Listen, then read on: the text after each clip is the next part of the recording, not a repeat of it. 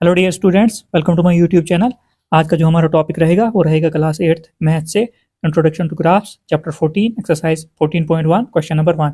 इससे पहले वाली वीडियो में हमने जो है इसकी इंट्रोडक्शन कर ली थी और ये जो सिलेबस में पढ़ा रहा हूँ ये है जेके Bose class 8th maths. T2 के जितने चैप्टर्स थे आपके वो मैं अपलोड कर चुका हूँ, तो आप देख लेना। और अगर आप नए चैनल पर नए हो तो चैनल को सब्सक्राइब कीजिए, लाइक कीजिए, शेयर कीजिए, ताकि आपको आने वाली हर एक अपडेट मिलती रहेगी, क्योंकि आगे जाकर हम 9th और 10th का भी इस पर जो है मैथ जो है पढ़ेंगे। तो हम क्वेश्चन पर चलते हैं। क्वेश्चन नंबर 1 जो है हमारा वो है the following graph shows the temperature of a patient in a hospital. यहाँ पर जो है ये ग्राफ जो है यहाँ पर ये हमें क्या दिखा रहा है, एक पेशेंट है जो हॉस्पिटल में उसका टेम्परेचर दिखा रहा है, रिकॉर्डेड एवरी आवर, जो हर एक घंटे जो है रिकॉर्ड किया गया है। तो ग्राफ कुछ ऐसे बना है, जो टेम्परेचर उस पेशेंट का रिकॉर्ड किया गया है जो हॉस्पिटल में है, तो ग्राफ कुछ ऐसे बना है उसका। तो इसके रिलेटेड कुछ क्वेश्चंस पूछे गए हमने उनका आंसर करना है। तो सबसे पहले यहाँ पर ग्राफ को समझाता हूँ थोड़ा सा। ये जो हॉरिजॉन्टल लाइन होती है इसको बोलते हैं एक्स एक्सिस, ये लाइन एक्स एक्सिस बोलते हैं इसको एक्स। और ये जो ऊपर वर्टिकल लाइन होती है ऊपर की तरफ, इसको बोलते हैं वाई एक्सिस। दो चीज़ें आपको पता चल गई। ये जो लाइन होती है ये होती है एक्स एक्सिस, ये जो लाइन होती है ये होती है वाई एक्सिस। एक्स एक्सिस पर जो हमें दिया है वो दिया है टाइम 9 AM 10 AM 11 12 ऐसे 1 2 3 तक दिया है। तो उसके बाद यहाँ ऊपर एक चीज़ और, ये जो पॉइंट होता है इसको बोलते हैं ओरिजिन। मतलब जहाँ पर ये वाई एक्सिस एक्स एक्सिस जो इंटरसेक्ट करती हैं, जहाँ पर ये मिलती हैं, तो यहाँ पर इसको बोलते हैं ओरिजिन।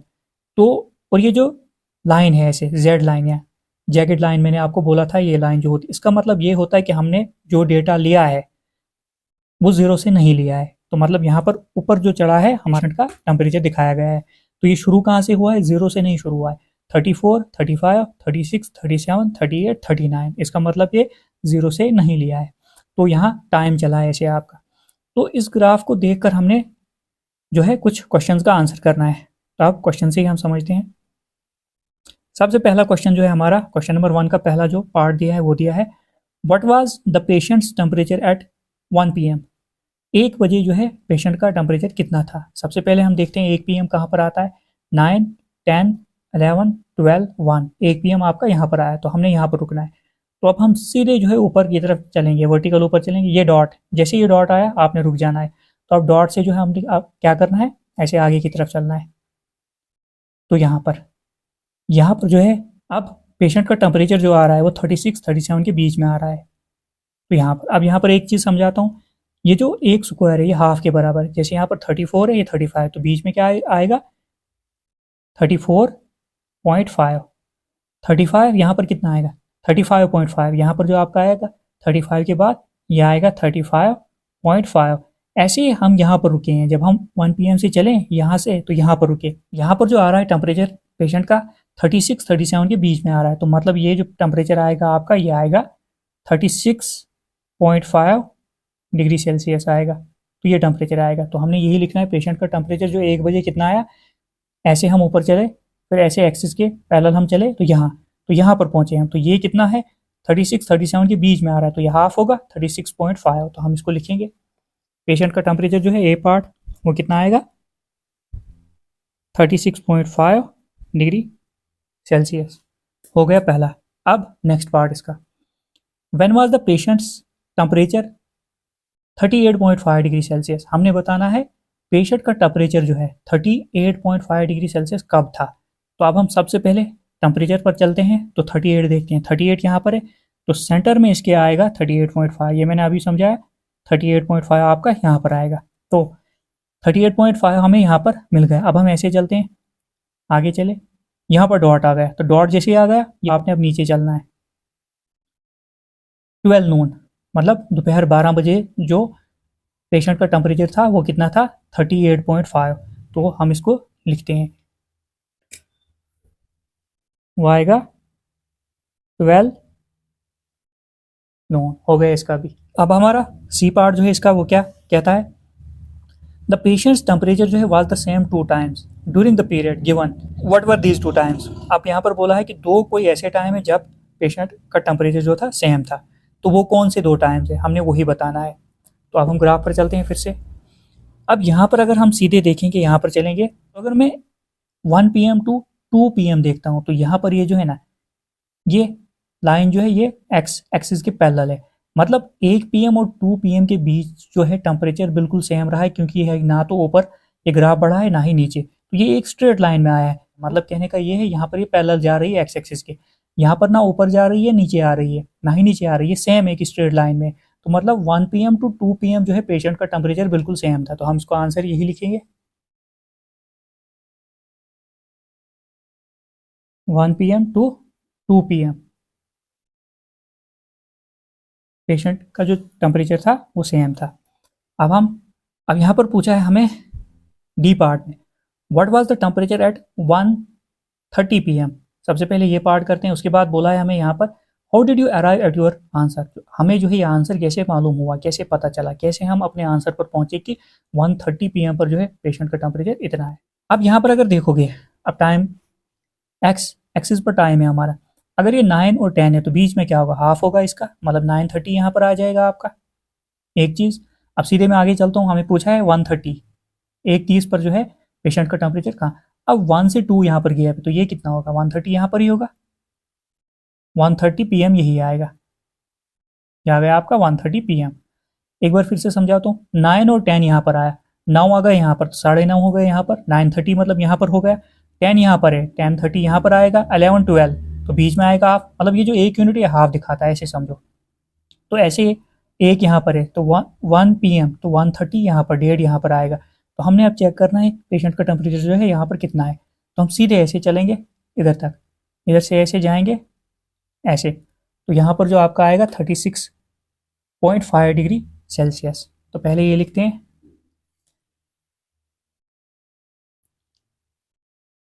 36.5 degree Celsius.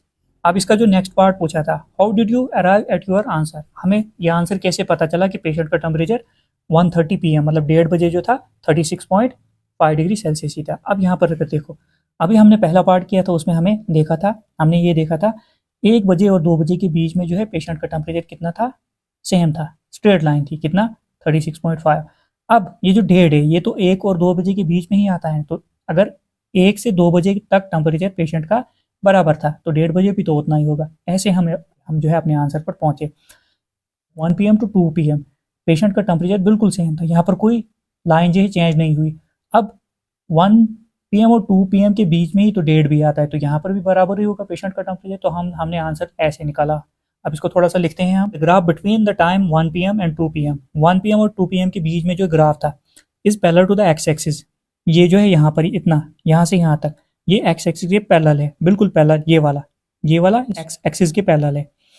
तो at the temperature at 1 PM and 2 PM is 36.5 degree. जो 1 PM और 2 PM में के बीच जो टेम्परेचर रहा है वो 36.5 रहा है। So the temperature at 1:30 PM is 36। तो इसी तरह जो है 1:30 में जो टेम्परेचर रहेगा पेशेंट का वो भी कितना रहेगा, 36.5 डिग्री सेल्सियस ही रहेगा। ये था आपका आंसर। अब डी पार्ट देखते हैं, during which period did the patients temperature showed an upward trend. हमने बताना है कौन सा ऐसा वक्त था जिसमें जो है पेशेंट का टेम्परेचर सिर्फ ऊपर की तरफ बढ़ा है। अब यहाँ पर हम ग्राफ देखते हैं, सबसे पहले 9 बजे से लेकर 10 बजे तक भी बढ़ा है, उसके बाद 10 बजे से लेकर 11 बजे तक भी बढ़ा है, 9 to 10 AM यहाँ पर भी बढ़ा है, 10 से 11 AM यहाँ पर भी बढ़ा है, और उसके बाद नीचे उतरना शुरू हुआ है। तो हमें सिर्फ जो है अपवर्ड ट्रेंड दिखाना है, अपवर्ड ऊपर की तरफ कब बढ़ा है। उसके बाद अगर सीधे यहाँ पर देखोगे 2 PM टू 3 PM यहाँ पर भी टेम्परेचर जो है बढ़ा है, तो हमारा जो आएगा 10 to 9 to 10, 10 to 11, उसके बाद जो आएगा 2 to 3। तो अब हम इसको लिखते हैं कब कब बढ़ा है। सबसे पहले 9 to 10, 9 AM टू 10 AM, उसके बाद 10 AM टू 11 AM, उसके बाद यहाँ पर 2 और 3, 2 PM टू 3 PM।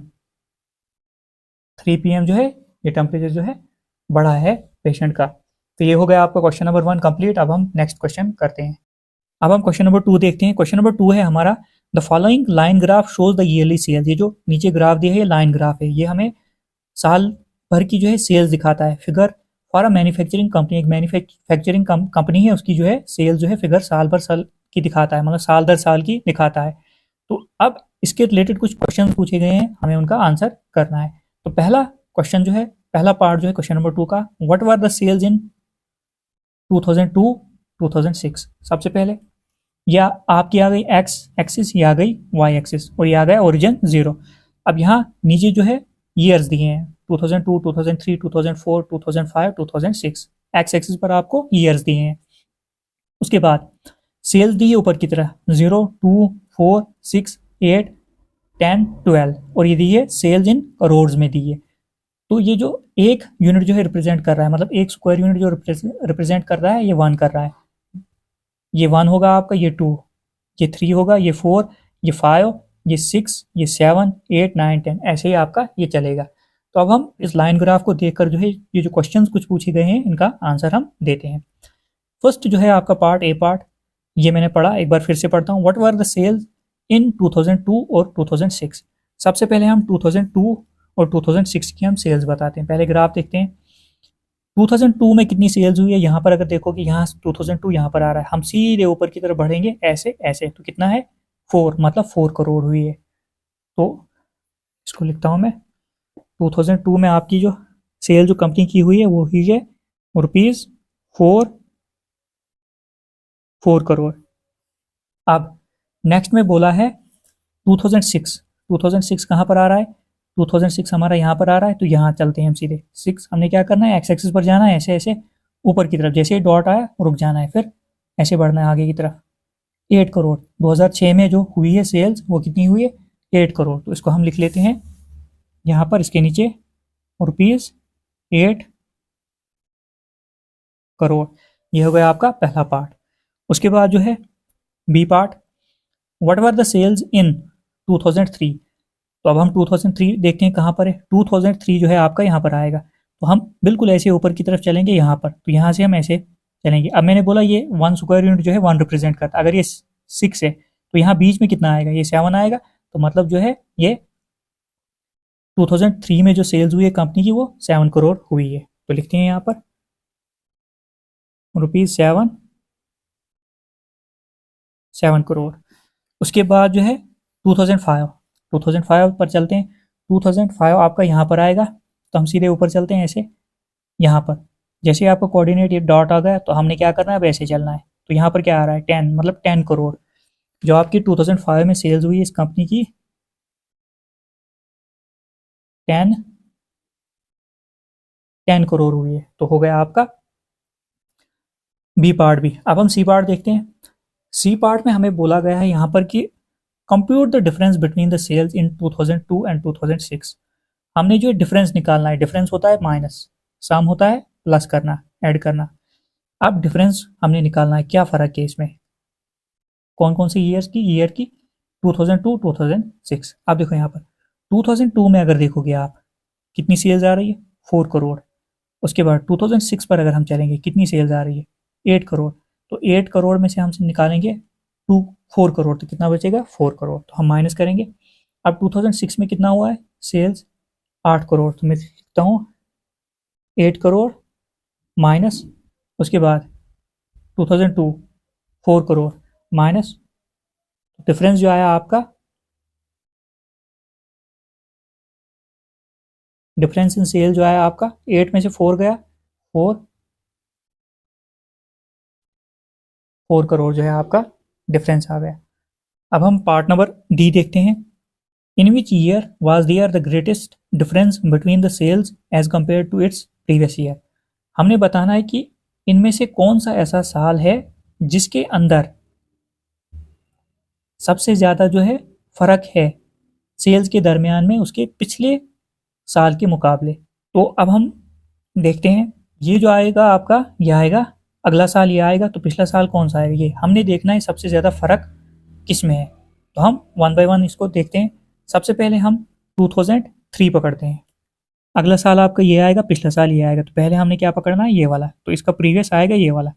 तो हमने फ़र्क बताना है अगले साल के मुकाबले पिछले साल में सेल में सबसे ज़्यादा फ़र्क किस साल में है। अब यहाँ पर जो आएगा 2003। अब देखो 2003 अगर देखते हैं हम, लिखता हूँ पहले मैं, 2003 आया आपका। तो उसके बाद जो है इसका पिछला साल कौन सा आया, 2002। तो आगे आया 2002। 2003 की सेल्स कितनी है, 7 करोड़, 7 करोड़। उसके बाद 2002 4 करोड़, 4 करोड़। अब इसको डिफरेंस हम करते हैं, डिफरेंस इसका निकालते हैं। 7 में से 4 गया, कितना आया, 3 करोड़। एक बार फिर से समझाता हूँ। हमने क्या किया यहाँ पर, सबसे पहले हमने यहाँ पर 2003 लिया, क्योंकि अगला साल जो है इसका अगला साल ये वाला है। तो हमने क्या किया, 2003 लिया। तो यहाँ पर लिखा इसकी सेल्स कितनी हुई है, 7 करोड़। यहाँ पर 7 आएगा, 6 के बाद 7, तो हमने लिखा 7 करोड़। इसका पिछला साल, प्रीवियस ईयर इसका क्या है, 2002, इसमें सेल्स कितनी हुई है, 4 करोड़। तो हमने लिखा 4 करोड़। अब हमने डिफरेंस करना है, इनका माइनस करना है, मतलब 7 में से 4 गया, आया 3 करोड़। तो पहले ये वाला 3 करोड़ आ गया। अब नेक्स्ट हम देखते हैं, अब हम लेते हैं 2004 और 2000, यह आया अगला साल, इसका पिछला साल कौन सा आया, 2003। तो हम 2004 और 2003, 2004 में सेल्स कितनी हुई है, 6 करोड़, 6 करोड़। डिफरेंस हमने निकालना है इनका। 2003 में कितनी हुई है, 7 करोड़, 7 करोड़। जब इसको डिफरेंस, हम इसका जब डिफरेंस निकालेंगे हम, तो वो कितना आएगा, -1 करोड़। तो इसमें फ़र्क आ गया इतना। अब हम आगे बढ़ते हैं। अगला हम देखते हैं अब 2005 2004। तो हम साल लेते हैं 2005 और 2004। अब यहाँ पर 2005 में कितनी सेल्स हुई है, 10 करोड़, 10 करोड़। उसके बाद जो है 2004 की सेल्स आप देखते हैं, 6 करोड़ हुई है, 6 करोड़। अब इनका डिफरेंस करते हैं हम, यहाँ पर ही कर देता हूँ। 10 माइनस 6 कितना आया, 4 करोड़। इसका आया 4 करोड़।